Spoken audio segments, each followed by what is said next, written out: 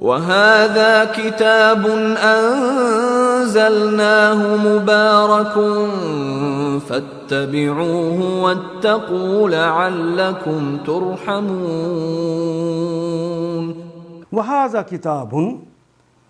وَهَذَا کتاب، یہ کتاب یعنی قرآن حکیم، انزلناہ، ہم نے اسے نازل کیا مبارکن، جو تمہارے لیے فائدہ مند ہے، جو تمہارے لیے نفع بخش ہے، جو تمہارے لیے برکت والا ہے۔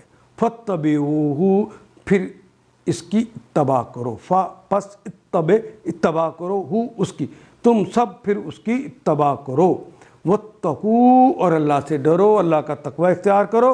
لَعَلَّكُمْ تُرْحَمُونَ، لَعَلَّكُمْ، تاکہ تم سب، ترحمون، تم سب رحم کیے جاؤ، کیونکہ مضارع کی علامت کے اوپر پیش اور تیسرے حرف کے اوپر زبر آ گئی ہے، تو اس نے بتا دیا کہ یہ کلمہ ایکٹیو وائز نہیں رہا، یہ پیسیو وائز ہو گیا، تاکہ تم سب رحم کیے جاؤ۔ ان آیات کو ایک دفعہ پھر تلاوت خود کیجیے، عربی و مبین پڑھتے ہوئے دیکھیے، کیا بات پوری اندر اتر رہی ہے؟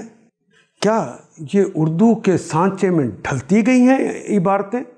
اگر بات سمجھ آنی شروع ہو گئی تو الحمدللہ یہی ہمارا ہدف ہے، اور یہ ہدف پورا ہو گیا۔ اللہ میرا اور آپ کا حامی و ناصر۔ الف لام